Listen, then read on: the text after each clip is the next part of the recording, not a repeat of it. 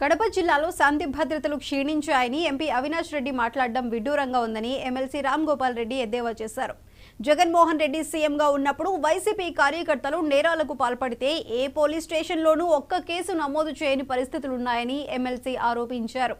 పులివెందులలో మట్కా నడిపించేది మీ అనుచరులే కాదా? గతంలో ఎస్పీగా ఉన్న అంబురాజన్తో అటెండర్ కన్నా హీనంగా పనిచేయించుకోవడం జరిగిందా లేదా అని ఎమ్మెల్సీ ప్రశ్నించారు. అక్రమ మైనింగ్ ద్వారా వందల కోట్ల రూపాయలు సంపాదించుకుంది ఎవరని రామ్ గోపాల్ రెడ్డి ప్రశ్నించారు. వాళ్ళు ప్రశ్నలు సంధిస్తున్న మీకు నిజాయితీగా చిత్తశుద్ధిగా మీరు సమాధానం చెప్పగలరా అని నేను ప్రశ్నిస్తున్నా. పులివెందులలో కడప జిల్లాలో శాంతి భద్రతలు క్షీణించాయని మాట్లాడుతూ ఉన్నారు.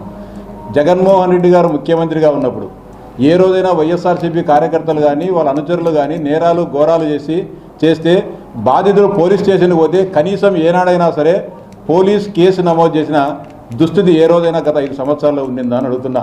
కానిస్టేబుల్ కంటే అధ్వానంగా, మీ ఇంట్లో అటెండర్ కంటే అధ్వానంగా అంబురాజన్తో మీరు పనిచేయించుకోవడం జరిగింది.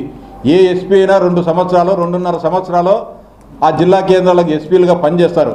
కానీ అంబురాజను మీ ఇంట్లో పని మనిషి కంటే అధ్వానంగా పనిచేస్తున్నందువలన, మీకు జీవ్ హుజూర్ అంటున్నందువల్ల దాదాపు 4.5 సంవత్సరాల పాటు మీరు అంబురాజును పెట్టుకోవడం జరిగింది. ఎందుకు కానీ మీరు అంబురాజును అన్ని రోజులు పెట్టుకోవాల్సి వచ్చిందో ఒకసారి నేను ప్రశ్నిస్తున్నా. మీ అన్న పులివెందులకు వచ్చినప్పుడు కానీ, మీ బర్త్డేలకు కానీ, రాజశేఖర రెడ్డి వర్ధంతి జయంతులకు కానీ ఎంపీగా ఉన్న అల్లూరి సీతారామరాజు